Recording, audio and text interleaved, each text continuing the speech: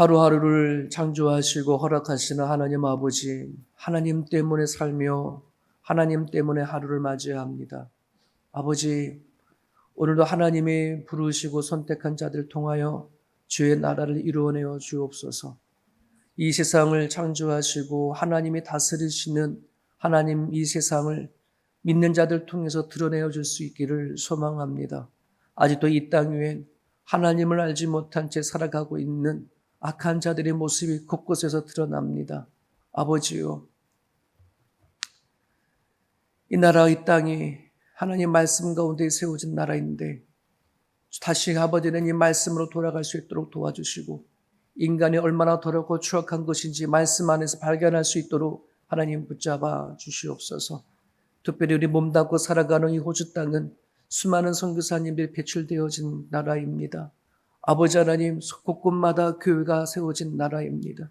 아버지여, 긍휼과 자비를 베풀어 주셔서 다시 하나님 아버지, 하나님을 두려워하는 자들이 세워질 수 있도록 도와주시옵시고, 아버지 하나님, 주님의 말씀을 선포가 되어지고 기도하는 영혼들이 교회마다 다시 채워지는 일들이 일어날 수 있도록 하나님 붙잡아 주옵소서.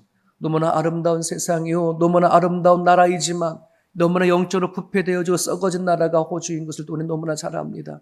믿는 자들이 보게 하시고 기도하게 하셔서 우리를 하나님 아버지 이곳까지 보내주신 것은 분명한 이유가 있는지 믿사오니 믿음의 한인들이 다시 일어나 기도하게 하시고, 우리가 역으로 이 땅에 복음을 전하게 하시고, 역으로 우리가 이 땅에 하나님 나라를 확장시켜 나가는 하나님의 일꾼들 되어줄 수 있도록 붙잡아 주시옵소서. 아버지, 오늘도 믿음의 사람을 통하여 하루를 시작하게 하십니다. 말씀 붙잡고 기도하는 하나님의 권속들의 육신의 강건함을 허락하여 주옵시고, 이들의 기도가 연약하지 아니하도록 날마다 하나님 응답하여 주옵소서. 감사하며 예수님의 이름으로 기도합니다. 아멘. 누가복음 9장입니다. 누가복음 9장 1절에서 17절까지입니다.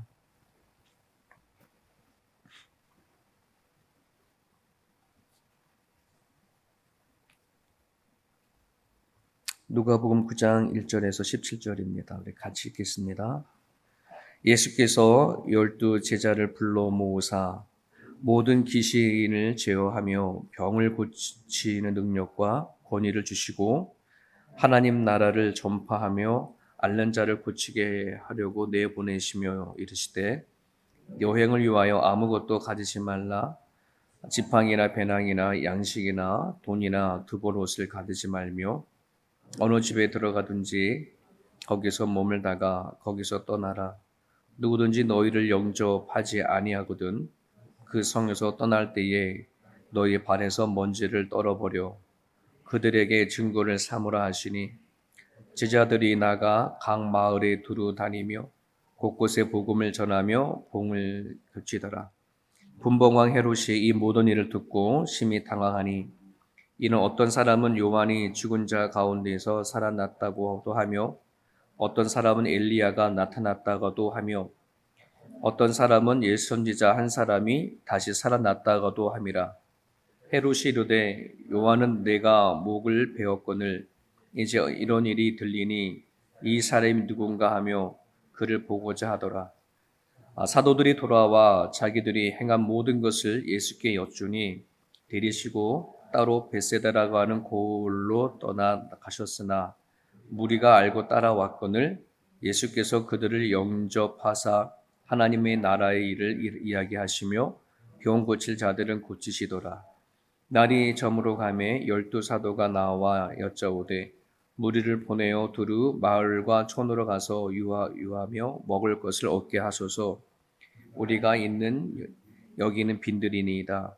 예수께서 이르시되, 너희가 먹을 것을 주라 하시니 여짜오되, 우리에게 떡 5개와 물고기 2마리밖에 없으니 이 모든 사람을 위하여 먹을 것을 사지 아니하고서는 할 수 없사옵나이다 하니, 이는 남자가 한 5,000명 됨이더라.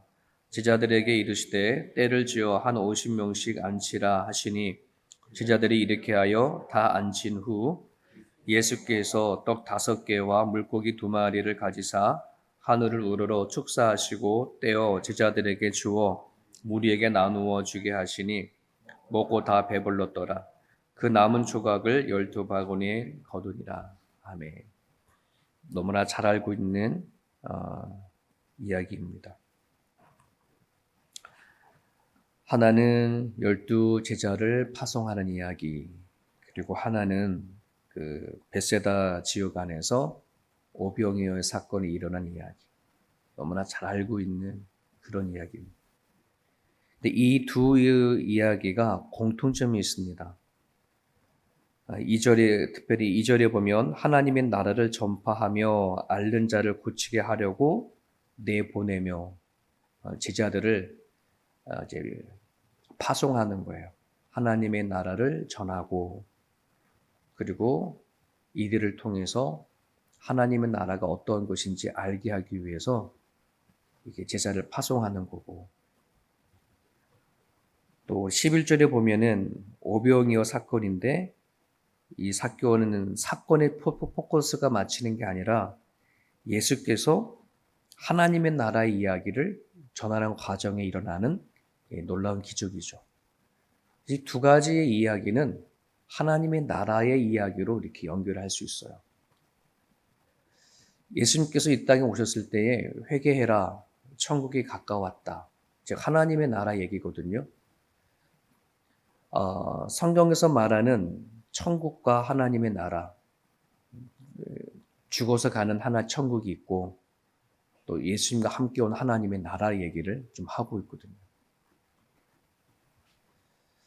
우리가 성경을 통해서 분명히 알아야 될 것이 뭐냐 그러면, 우리는 예수를 믿고 그리고 성령이 우리 가운데 오셔서 그 성령께서 우리에게 하시고자 하시는 일들은 하나님의 나라이거든요. 그러니까 하나님의 나라가 뭔지를 모르면 우리들의 신앙은 되게 가벼운 신앙이 되고 표면적인 신앙이 되어들 수 있어요. 그래서 우리는 믿는 자들이 하나님을 통해서 꼭 우리가 기도하고 만나고 알아야 될 것이 뭐냐면 하나님의 나라에 대한 이야기예요. 하나님의 나라. 그 하나님의 나라는 여기 있다 저기 있다가 아니라 우리 마음에 있다. 내 심령 안에 경험되어지는 하나님의 나라.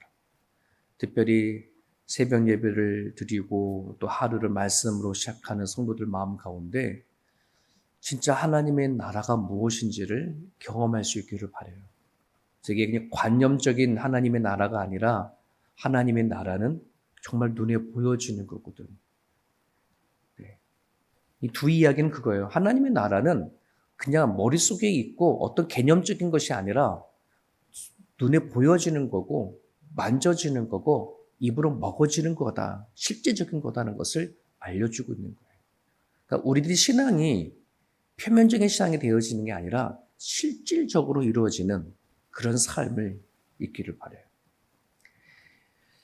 여러분, 하나님 구약을 보게 되어지면 하나님이 나이 80에 모세를 이렇게 부르잖아요.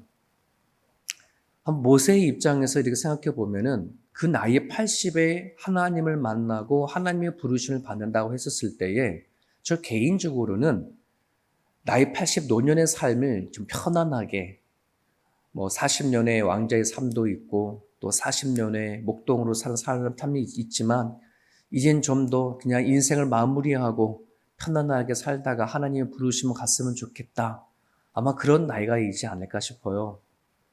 그래서 하나님이 모세를 찾아와서 그를 부르심의 그 부르심은 이런 부르심이었으면 얼마나 좋았을까. 야, 너 그동안 고생했다. 너 이제 남은 시간 편안하게 잘 살다가 그리고 이렇게 와라. 네, 이런 부름일 수도 있지 않을까요? 그런데 그런 부름이 아니었어요. 모세를 다시 하나님의 나라, 하나님의 뜻을 위하여 부르셔서 그를 다시 수많은 이스라엘 백성들을 구해내는 그 애굽으로 보내잖아요. 하나님의 부르심에는 하나님의 보내심까지 가는 거예요. 우리가 늘 이런 고백을 하잖아요. 하나님, 나를 찾아와 주셔서 감사합니다. 나를 불러주셔서 감사합니다. 내가 무엇이 간데 찾아와서 은혜를 주시고 나로 하여금 믿음의 삶을 살게 합니까? 라고 하는 그런 은혜 고백을 많이 하잖아요. 근데 우리는 거기에 머물러 있을 때가 많아요. 하나님 이 자리가 좋사오니 하나님이 날 찾아와서 불러주셔서 은혜를 베풀어 주는 게 좋사오니 하는 여기서 머물기를 원합니다. 뭐 그런 게 많거든요. 그런데 아니요, 성경을 이렇게 보면 하나님의 부르심에는 반드시 따라오는 것이 있어요. 보내시는 거, 보내시는 거. 나를 불렀다면은 다시 보내시는 사역이 성경을 이야기하고 있어요. 어떻게 그런 보내심이 이게 이루어질까? 하나님의 나라 경험입니다. 하나님의 나라가 뭔지 내가 깨달지 못하고 경험하지 못하면 하나님의 부르심에만 내가 서 있지 내가 갈 수가 없어요. 갈 수가 없어요. 하나님은 제자를 부르시고 그들을 교육하시고 가르치시고 전하는 것에 머물러 있는 게 아니라 그들로 하여금 둘씩 짝을 져서 나가서 보내셔요. 가서 너가 들은 대로 얘기해라. 내가 경험한 대로 얘기해라. 내가 너희에게 병 고치는 권세를 주시고 권위를 줘서 너희 말하는 것에 힘이 있게 하겠다라고 약속을 하면서 보내잖아요. 이게 핵심이에요. 여러분 마태복음 28장 19절을 지상명령이라 하지 않습니까? 예수님께서 이 땅에서 마지막 명령, 승천하시기 전에 주셨던 마지막 명령, 너희는 가서 모든 민족을 제자로 삼아 아버지와 아들과 성령의 이름으로 세례를 베풀고 내가 너에게 분부한 모든 것을 가르쳐 지키게 해라. 이게 이제 보내심을 받는 거거든요. 네, 제자로 삼는 거. 교인으로 교인이 되는 게 아니에요. 교인이 되는 걸 끝나는 게 아니라 제자가 되어지는 거. 하나님은 나를 경험한 사. 카일 아이들먼이 쓴 책이 있죠. 예전에 많이 이제 읽혀졌던 책입니다. 팬이냐 아니면 제자이냐라고 하는 책이죠. 그리스도인에게는 두 사람의 종류가 있다는 거죠. 팬으로 있어 예수님을 너무나 그냥 환영하고 너무나 우상시하는, 물론 예수님 하나님이니까 우상시해야 되겠죠. 그냥 좋아하는 거로 그냥 끝나는 팬 같은 사람이 있고, 또 한 사람은 예수님으로 인해서 제자로 살아가는 사람들이 있다. 팬이 될 거냐, 예수님을 환호하고 좋아하고 사모하고 하는 거로 끝날 거냐, 아니면 제자의 삶을 살 거냐라고 하는 그런 부분들입니다. 오늘 3절에 보면 예수님이 제자들로 이렇게 보낼 때에 이런 말을 하잖아요. 여행을 위해서 아무것도 가지지 말라. 지팡이나 배낭이나 양식이나 돈이나 두 벌 옷을 가지지 말라. 이 말이 제자로서 살아내야 하는 삶의 자세이기도 해요. 내가 하나님의 나라를 경험했냐? 내가 살아가는 삶의 그 자리, 내 남은 인생을 어떻게 살아가느냐 하는 부분에 있어서 이 메시지는 어떻게 살아야 되는지를 알 수 있어요. 여행을 위해서 아무것도 가지지 말라. 이 여행은 앞으로 어떤 일이 일어날지 모르는 그런 위험천만한 여행이에요. 그 당시에 예수님에 대해서 막 그냥 인기 있는 모든 나라가 다 알아주는 것이 아니라 유대인들 사이에는 이다나라라고 얘기할 정도로의 위험한 인물이었거든요. 그러한 예수 그리스도에 대한 복음을 가지고 나가는 그들의 여행은 앞으로 어떤 일이 일어날지 전혀 알지 못하는 그러한 여행인데, 그러면 우리들이 인간의 생각으로는 아주 철저하게 준비를 해야 되거든요. 지팡이, 이건 다 나를 보호하는 것이고 물리치고 하는 것이고, 옷도 더 두텁게 가져가야 되고, 누가 우리를 받아들일 수가 있겠어. 그죠? 사람들이 받아들이지 못하면은 길거리에서 잘 일이 참 많을 텐데, 그러면은 추운데 입을 옷들도 미리 준비해야 되고, 너무나 준비할 것이 많아요. 떠나고자 하는 여행은. 근데 아무것도 가져가지 말라. 왜? 이 여행은 하나님이 함께 하신 여행이기 때문에. 오늘 우리가 예수를 믿고 예수님 안에 살아가는 그 인생은 이전에는 나 홀로 살아왔던 인생이었잖아요. 하지만 지금은 달라. 하나님과 함께 살아가는 인생이라는 말이에요. 이것을 너가 얼마나 신뢰하느냐, 얼마나 믿느냐. 네. 김준호 목사님이 늘 그랬어요. 머슴의 법칙이다. 야, 두레교회 정신은 머슴의 법칙이다. 이게 뭐냐면 머슴들은, 옛날에 머슴들은 밭에 일하러 나갈 때 아무것도 가져가지 않고 그냥 일 도구만 가져가. 꽃갱이, 삽, 낫, 이것만 가져가. 먹을 거 안 가져가. 왜? 나머지는 다 주인이 갖다 주거든. 참도 갖다 주고 밥도 갖다 주고 그러니. 우리 먹을 거가 입을 거는 그건 하나님께서 결정하시는 거고 우리는 뭐 하는 거예요? 도구 가져가서 일만 하는 거예요. 이게 머슴의 법칙이거든.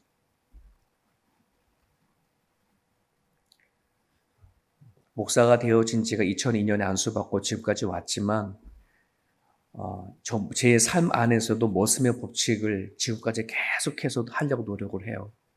네. 여러분, 우리가 남은 세상 살아가는 거 불안하잖아요. 물론 호주가 노후 나름대로의 이 복지가 잘 돼 있다 보니 많은 분들, 어르신 분들 살기 좋지만 여전히 우리는 내일에 대한, 미래에 대한 불확실한 힘을 늘 갖고 있잖아요. 근데 걱정 안 하셔도 돼. 하나님이 우리에게 찾아와서 하나님의 나라가 무엇인지를 경험한 사람들은 내 숨이 끊어지는 순간까지 하나님 뭐 하는 거예요? 함께 가는 여행이에요. 함께 가는 삶이에요. 그래서 이게 보냄을 받았다고 한다는 것은 하나님에 대한 철저한 신뢰가 아니면 갈 수 없는 길이에요. 부름을 받은 건 알겠어. 나를 구원한 건 알겠어. 이제는 하나님과 같이 살라 그러면은요, 철저한 신뢰감이 있어야 내가 살아간 삶에 보냄을 받을 수 있는 일을 할 수 있어요. 내가 뒤로는 내 살권이 다 하고 나서는 하나님 믿어. 그럼 누구나 보다 다 아는 일. 나를 속이는 인생이 아니라 하나님에 맡기는 인생이 되어줬으면 좋겠어. 여러분, 오병이어 이야기잖아요. 너무나 잘 알아요. 하나님의 나라에 관한 이야기입니다. 말씀을 전하실 때 저녁이 다 됐어요. 많은 사람들이 와가지고선 말씀을 듣는데 예수님은 그들의 배고픔을 보는 거죠. 그래서 오늘 제자들이 말했던 것처럼 여러 가지 방법이 있어요. 그냥 야, 너네 이제 집에 가서 밥 먹어라. 이제 알아서 가서 구해서 먹어. 집에 가. 이런 방법이 있어요. 그런 방법을 있거나 아니면 십시일반 돈을 모아서 200데나리온이면 살 수 있다 그래요. 음식을 구할 수 있으니까 돈을 걷어가지고 하면은 해결되는 거거든요. 인간의 방법으로 그렇게 쓰면 되어져요. 근데 주님은 그러지 않으죠. 너가 있는 게 뭐든지 갖고 와봐라. 근데 거기에 오늘 누가복음에 나와 있지 않지만 다른 사복음서에도 요한복음 오병에 나오잖아요. 다른 복음서에는 뭐라 되어 있냐면은 빌립을 시험하고자 하는 말씀이 들어가 있어요. 빌립. 예수님께서 제자들을 말씀을 전하고 하나님 나를 얘기를 했지만 정말 이들 마음 안에 하나님을 믿는 하나님의 나라가 어떤지를 저들이 듣는 것만 아니라 실제적으로 이루어질 것을 믿는 그 믿음이 있을까? 네, 이 오병이어의 사건이 그냥 사람들 많이 먹였다라고 하는 것이 끝나는 게 아니라 그 안에 들어가면은 예수님께서 부르시고 보내시게 하시는 제자를 양육하는 데 있어서 그들을 시험하는 부분들이 나와요. 너희들 지금까지 나를 쫓아다녔지 않냐? 가르침을 받았지 않았냐? 이제 이 하나님의 나라가 실질적으로 이루어지는 걸로 믿어야 돼. 근데 이 빌립은 그걸 넘지 못했죠. 여전히 예수님의 이 상황 속 안에 그의 생각은 다분히 인간적인 계산적인 생각이 먼저 나오는 거예요. 집에 보내든지 돈을 걷어서 해결하려고 하지 예수님을 통해서 오는 그 방법을 이야기하잖아요. 주께서 할 수 있습니다. 이렇게 할 수 있어야 되는데 그 말을 못하는 거죠. 여러분, 오늘 우리들이 혹시 그런 믿음이지 않을까 싶어요. 하나님은 전지전능한 하나님이시다. 무소부재하신 하나님이다. 못할 일이 없는 분이다라고는 다 고백하고 알지만 막상 내가 살아가는 삶의 현실 속에서는 그 하나님의 나라가 이루어지지 못할 거라고 하는 그 불확신과 믿음 없음이 더 많지 않을까? 이런 생각을 해보게 되죠. 그러니 기도를 안 하게 되는 거예요. 우리들의 믿음은 하나님 주신 말씀은 말로 끝나는 게 아니라 실질적으로 내 삶 가운데 이루어지는 메시지인 것을 받아들일 수 있어야 돼요. 하나님 나라가 그런 거예요. 그냥 좋은 내 마음의 평안한 얘기가 아니라 하나님의 나라는 관념, 개념만이 아니라 실질적으로 이루어지는 것이 하나님 나라구나.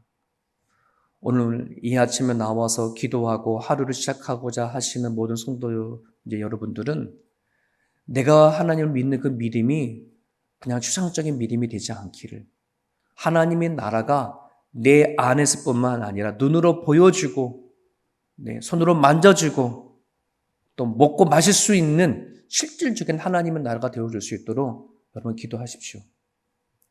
그래서 그 하나님이 경험이 되어져야, 하나님의 나라가 경험이 되어져야 내가 보냄을 받는 그 자리에 하나님 얘기할 수 있어요. 세상 얘기가 아니라, 내 지식이 아니라 하나님 얘기를 할 수 있어요. 그런 삶이 되어줄 수 있도록 오늘 이 아침에 또 그렇게 기도하여 주셨으면 좋겠습니다. 오늘 주신 말씀 붙잡고 또 자유롭게 기도하실 수 있게 바랍니다.